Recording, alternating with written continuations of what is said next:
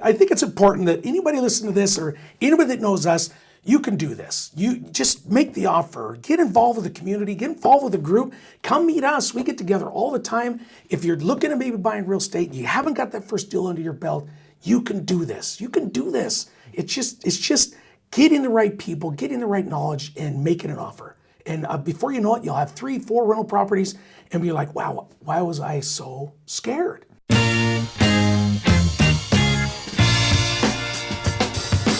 All right, welcome back. Yeah, no, excited to be back into the Massive and Passive Income Show. Jason and I are excited about talking about our first deals that we ever did. I'm really excited about that because there's all sorts of emotion around a first real estate deal, and it's different than buying your own home.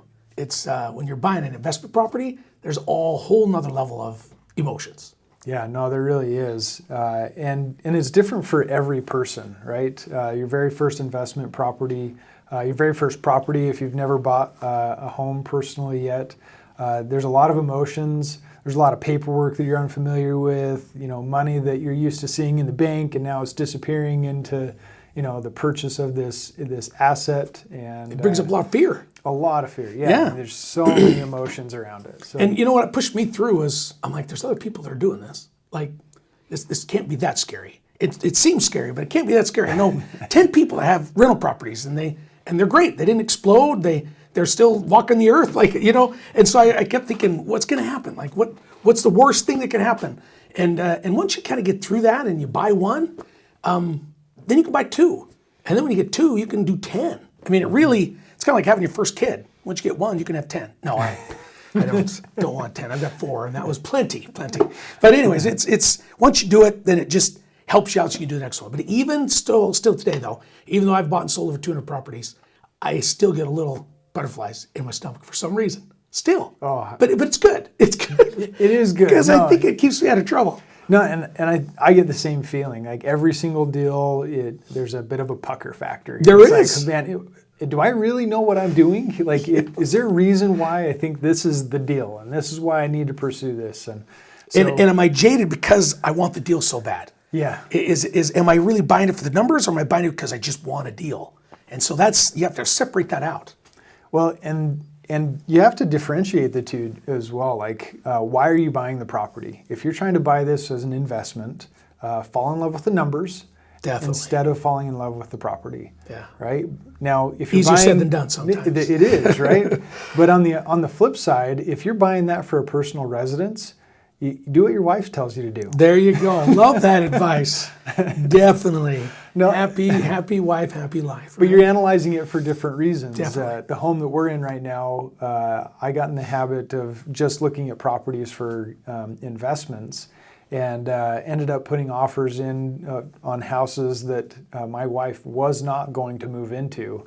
And then finally, I was traveling for work. I was in Germany and was there for 3 weeks. And she calls me on Skype at the time, and she says, "Hey, I'm putting an offer in on this house. Welcome home." That's awesome. Okay, well, sounds good. That's awesome. Now, we had bought a few properties, yeah. And so we had some experience, and but that was a unique one. She did it all, to where we were set up to move into our home just a few weeks after I came home from Germany. That's awesome. So then you can always say, well, you bought it if she has complaints. No, don't do that. Don't get into that. No. So I want to hear about your first deal, and then I'm going to tell about my first deal. But tell us, you've told me about it before, but I love the story. Because I think a lot of people out there are thinking, okay, I want to buy one, but man, I'm scared to death. And I want everybody to know that's normal. That's normal, but you can push through it. So tell us a little bit about your first deal. Sure. So I had gone through and I was studying and looking at materials in the library. I was in college. I didn't have a whole lot of money. The only way that I had any money is from student loans, and I used that for my first property. But what I found was a $25,000 house. It was $25,000. Yeah, $25,000. And it was a 2-bedroom, 1-bath house right next to the railroad tracks. And I found it, and it needed a couple $1,000s worth of work. It was actually a pretty cute little house. Had its own little features and big trees kind of around it. And ultimately, I see this house, and and I start talking to the owners, and I learned a few things about seller carries or subject twos. And in this instance, it was a lady that had inherited it, and she just wanted to sell it, but didn't necessarily need all the cash right then. And I bought it, put $5,000 down. Love it. Came from student loans because it's the only money I had to live on. I love that even more. And, That's awesome. So, I put that $5,000 down, and she carried the other $20,000 for at 6% interest, and we had a balloon. That balloon came due, 10 years later, and it was actually a surprise to me. I'm like, oh wait, I've got this balloon on this house, but I kept that house. I still own it today. And, paid off. It's paid off, and it cash flows. That's awesome. A gal that's lived in there for the last, it's been more than a decade that she's lived in that house, and so she's paid for it a couple of times. That's way awesome. So, Nicely done. Yeah, no, great little property, and that was my first deal. Any kind of surprises that came out of that deal that you weren't expecting that scared you, or pretty much cut and dry, not too bad?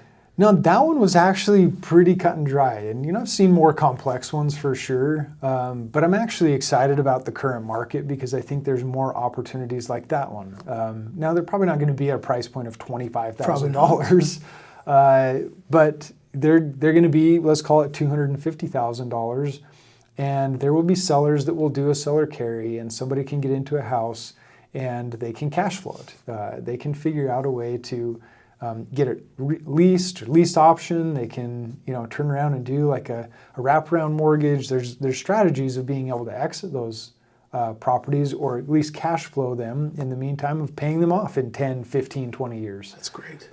But that particular house, like the washer and dryer seem to be the biggest problem for it, because the gal that lives there just loves being there. She doesn't mind the railroad tracks that are next door. She doesn't mind the contractors that are on the other side. Like, she has her own little nook, and she goes there and she pays her rent, handwritten check every single month. It just shows up in the mailbox. That's awesome. Mailbox money. Yeah, mailbox money. Yeah, I love it. So tell me about your first deal. So my first deal was a little bit crazy. After I convinced my wife that we need to be in real estate, and I was driving truck for UPS at the time, and so I was working a ton. We put a couple of signs out there that said rent to own your next home. So we were trying to find people that wanted a house that we could buy, that we could lease option to. That was kind of our thought process, because we're like, okay, well, we'll buy it, and at that time you could put 5% down on investment property, and so we thought we'd get that 5% back on a lease option, and then we'd sell it to them. So we're trying to find a pool of buyers. We're trying to build a pool of buyers that want to rent to own. And then once we found 4 or 5 people, we'd have them help us buy a property, or find a property they want. We'd purchase it, they lease option for us.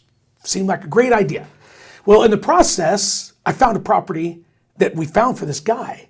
But once I found it, I'm like, I want the property. Because he wanted something with a shop. So I was looking. I found this one with a shop. But once I dug into it, it ended up being a 4-plex. And it had a big shop. I'm like, oh my gosh. And wow. The numbers were crazy. But the numbers that this guy was selling or was renting everything for was dumb. I shouldn't say dumb. It was way undervalued. So he had 2 studio apartments he was renting for $125 a piece. He had a 1 bedroom, 1 bath in the basement that he was renting for like $250 a month. Then he had a 5 bedroom, 3 bath house he was renting for like $750 a month. Holy cow. So I looked at this after I was like, holy cow, he is so way under renting this place. Like, it's crazy how much he's under renting it. So he wanted $130,000 for the place. It's over on 19th Street. I still own it. That's my first property. I still own it, which is awesome. Anyway, so we negotiated 130. I said, you know what? From what his numbers are and the shape it was in, it's a little beat up, I can only give him $90,000. So I offered to 90. He was 130. He said, how about 125? And I offered 90. He went to 120. I offered 90. He went to 110. I offered 90. 105. I said 90. Finally, he's like, okay, buy it for 90. But I knew what I needed to buy it for, and I held to it. So we ended up purchasing the place at 90. But here's what really helped me buy it. I have an inspector friend that's been inspecting for years. His name's Ron Reed. In fact, I'm an inspector myself, but if I ever go buy a property and I feel like I want another set of eyes on it, I hire him. So an inspector hires this inspector because he's been doing it for 30 years. He's bought and sold hundreds of properties. He's an investor also. So I walked the property with him and I was like, what do you think, Ron? And he goes, if you don't buy it, I will. He said, for your $90,000, I'll buy this all day long. And I'm like, that's all I needed. That's all I needed. I needed that little bit of somebody to say, if you don't do it, I'll do it. So we purchased this property. I went to the city and we kind of had a couple of snags. But here's the snags that I always tell people, it's never a snag, it's just something you got to work through. It's never a problem, it's just something you're going to have to figure out. So instead of getting bogged down on whatever the problem is, what happens, I went to the city and I started telling I wanted to make an address to the back property. He goes, well, that guy who built that back there never pulled a permit, so that's unlivable space. And he's renting that? I'm like, oh no. So I had a big old shocker of like, oh no, I'm in trouble. What do I do? Well, I just went back to him and was like, look, it's already built. What do I got to do to get the right to rent it? Yeah. So he gave me like 6 or 8 things. I'm like, all right, I'll be back in a couple months. So I went and did the few things. I had to tear down a few things. I had to bring it in compliance with like the side yard setbacks were wrong. The front yard setbacks were wrong. The back was wrong. I mean, the guy had built and overbuilt. He'd pull a concrete permit, and then he'd build a 3-story building on it. Like, it was crazy. The guy would just overbuilt on everything. So they made me tear down a lot of stuff. But once I was all done, it was mostly sweat equity. That thing cash flows like crazy. We had it reassessed, and we had it paid off, and then I pulled some equity out, so refinanced, we paid it back off. But when we reassessed it, when we pulled the line of equity out of that place, it appraised for $300,000, and I bought it for $100,000. Oh, wow. And we've owned it since 2002, so it's paid us probably more than $100,000 easy on that. And now my in-laws rent one of the places. They're my best tenant ever. They pay me in cash a year in advance. I give them 1 month free if they pay me cash a year in advance. Who wouldn't do that? Yeah. No kidding. No, and then if the water heater goes out, he tells me later, hey, your water heater went out. I just replaced it. I'm like, well, no big deal. I got it. I'm like, man, I need 6 or 8 more of you guys. Yeah, no kidding. So, yeah. Anyway, so it was scary. And that's the thing it was scary, but I was able to network enough with an inspector, with another investor, Jeremy Manwaring. He was another guy that I brought in, and he's the one that helped me close the loan. In fact, he's the one that helped me he was a realtor at the time, and he helped me out with that first deal. And he's younger than I am, so he was even younger. But he's just getting into real estate. But he'd done a few properties, and with his expertise and Ron's expertise, and talking to a few other people, it was all that collaboration that made me push through to buy my first one. And then I bought another one. And man, I haven't stopped buying.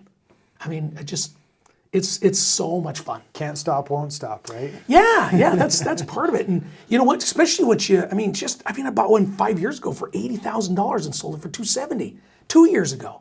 It was a rental property. I got nailed in taxes a little bit at that because it was considered ordinary income, which I just kind of screwed up a little bit, but that's nor here nor there. But anyways, it's so much fun to not only get the mailbox money, but also to fix and flip a property, just to be in real estate altogether. Yeah, and every single one, does it just give you more and more energy? It does. Like doing this wholesale deal I just did today. Just picked up a check, wholesaled the property. Didn't do a thing. I found property, negotiated the price, sold that price, that contract to somebody else, and made a wholesale fee. I mean, who can do that? You know what I mean? It's phenomenal. It's phenomenal because of what I know and who I know, and just going out there networking, able to just make some extra side money and help somebody else out. And here's the best part. This kid's been looking for a property. Him and his wife been wanting to buy something. They've been wanting to buy a fix and flip. They haven't found anything. So the awesome thing about this is not only am I able to make a little money for a wholesale fee, but I'm also able to pass this deal along to somebody else, and they're going to do their first fix and flip deal. Yeah. So I was able to walk through the property with them. I gave them my ideas on what I would do to the property because I gave them my experience. And you know what I told them? I said, if you don't buy this property, I'll buy it, but I'll offer it to you. And he goes, that's all I needed. So I gave him what I got from Ron, I gave to him to help push him over the edge. 20 some odd years later. 20 some years, years later. And he's over there right now. He was on his way over. He's over there. He's yanking out carpet. He's so dang excited he can't hardly stand.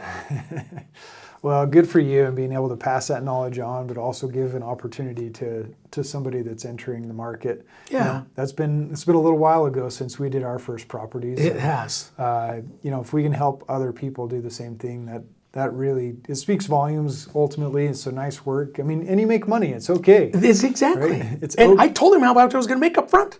It was all disclosed. I'm like, hey, this is what I want, but I'll pass this along to you. And he was 100% okay with it. Oh, that's great. Yeah. Well, any learning experiences like that stick out for you, whether it was on your first property or like, what are the top 3 things that you think you learned from that first transaction, or anyone in between there and now? Probably my biggest lesson that I use over and over again is you make your money when you buy. It's a tough one. Mm-hmm. It's a tough one because sometimes you think, oh, I'm going to insult this person by offering this much money, or they're never going to accept that offer. It's amazing how many times I've wrote down an offer of what I want to offer something, and I'm like, there's no way they're going to accept that, and they do. Now a lot of times they don't, but it's amazing how many times, and I'm like, this is where I've got to be in order to make this thing work, and I make that offer, and we come in either at that price or really, really close. Mm-hmm. And so that's something that has saved my bacon a bunch. Is make your money when you buy. You get paid when you sell. But man, you make your money by negotiating, and that, just that one thing alone, I think if people can keep that in mind, that try to get the best deal possible, and don't be afraid to walk away from a deal. Don't fall in love with a deal so much or fall in love with getting a deal because you want to tell everybody you're doing a deal, or you want to prove that you can do a deal. There gets to be a lot of pride and a lot of, I got to do this, otherwise this doesn't work. And maybe sometimes you say it for yourself, but you don't want to buy a deal just to buy a deal and then be in trouble and buy it, overpay for it, and then not be able to make any money. Because there's nothing worse than that. Because I've done that before, and you don't want to do that. You don't want to do that. Yeah, it becomes less impressive to your audience that you were so excited about before that you did a deal, but then you got in trouble. Better not doing it all. Yeah, absolutely. And I've lived by the philosophy is that you do not get what you do not ask for. Love that. Put that on a T-shirt. Yeah, there you go. Yeah. Seriously. We should. We'll go to your embroidery guy. You were telling me about yesterday. There you go. Say that again. You do not get what you do not ask for. Do not ask for. I love that. And I made 2 offers on different properties, very different properties this week, and I didn't get what I asked for. But there was one person that was selling land. They wanted $295,000 for 3 acres. And they're trying to justify it, that $270,000 is the absolute minimum that they would take. And then I just said, that's fine. Why don't you show me the comparables of properties like this that you're talking about that you think, justify your price. And, I'm interested. I want a horse property for my wife and my girls that are riding horses more. I enjoy riding with them. It's not my preferred hobby, but yeah. You know what? A horse property is in our future. Sometimes as a dad, you develop a hobby because one of your kids has a hobby. Yeah. Coming back to buying a property for investment and buying a property because your wife and your kids. There you go. But ultimately, I made an offer of $155,000, and I got a thumbs up is all I got. I don't know if that's an accepted offer, and she wants me to bring cash or But at the end of the day, it wasn't like anybody died. Yeah. It wasn't like anybody's really mad, but they have an offer in hand and they can think about it. And if they don't get offers in the next 6 months, who are they going to come back to? Definitely. Well, if the market softens and changes and everything else, my offer might go to 149. But at the end of the day, they have something in hand, and a bird in hand is better than 2 in the bush. It sure is. It sure is. And it never ever hurts to ask. And I love it also is you can't do a real estate deal without making an offer. You cannot. You've got to make an offer. And I think that's where people get all bound up or get all scared. They're afraid to make that offer. If you want to buy real estate, you want to be in real estate, you got to make an offer. You got to write that offer. You don't have, if they don't accept it, hey, that's fine. But you don't even have the option of being afraid of real estate unless you make an offer. Absolutely. So you got to make that offer. Yeah. And the other offer that I made this week, and I'll just share one more example, is there's a commercial building. It's near one of my other commercial buildings. And we share some easement, asphalt parking lot. And there's patches all through that parking lot because their water line continues to break. And I finally just, what is my number that it would take for me to buy this, fix all of the things that are deferred in maintenance on this adjacent property, and why don't I just throw the guy an offer? And so I offered him, he has it listed for sale, has for a year plus, and all the time that I've ever known this neighbor adjacent property, Like he's been interested in selling it. So I made an offer. It's about $300,000 lower than what it is, but he's got $100 and some odd $1,000 worth of work that needs to be done to the facade, the parking lot, etc. I just said, I'll give you $650,000. I'll give you $650,000, and I'll solve the water issues, the parking lot issues, the facade, I'll take the roof. problems. I will take the problems, and you'll walk away, and I'll deal with it from here. And the only response I got was, "Sorry, that's not going to work." And But it might work. But it might work one day, right? Yep. And I called him right after because I didn't want him to be like annoyed that I made a low offer. So I just called and I said, "Hey, that's okay that that's not going to work. I just want to make sure that we're working through these issues. And do you want me to coordinate with contractors? I know you're in Utah. I'm right here. Let me know how I can help. Create some efficiencies and just maintain relationships. Taking a no does not mean that I don't like you. Exactly. Right? So accept the no's with the yeses, and and it's common said that for every 9 no's, you get 1 yes, right? So out of 10 conversations you have, and you're trying to sell something, expect no's, and if you get a yes every 10th one, then you're doing pretty well. So you're saying celebrate the no's. Because if you get enough no's, you're going to get a yes, right? Absolutely. That's what I did when I was dating. I asked so many girls to marry me that finally somebody said yes. No, I'm just kidding. So there's the summary. Just ask a whole bunch of people to date. There you go. No, I love that. I love that. And I think it's important that anybody listening to this or anybody that knows us, you can do this. You just make the offer. Get involved with the community. Get involved with the group. Come meet us. We get together all the time. If you're looking at maybe buying real estate, you haven't got that first deal under your belt, you can do this. You can do this. It's just getting the right people, getting the right knowledge, and making an offer. And before you know it, you'll have 3, 4 rental properties and be like, wow, why was I so scared? This isn't scary. But anything, the very first time you do it's scary. It is scary, and I saw a meme the other day, and I'll try to find it, and then Ryan can help us out and get it out. But it basically said your first step is the largest one, and in this particular depiction, it was the first step was about 8 feet tall, and then every step after that was about a foot. Nice.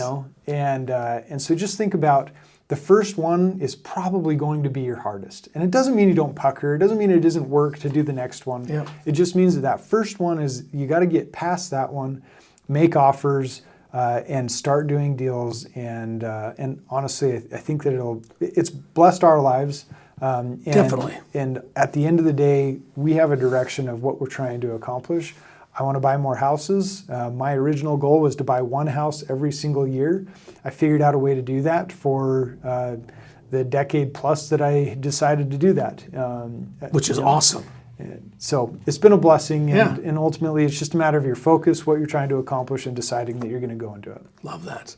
Well, if you like what you've been listening to, please like, share, tell people about us. We are out here trying to help people out, trying to serve, and just get people going. Yes, we are. Thanks, Jason. Thank you.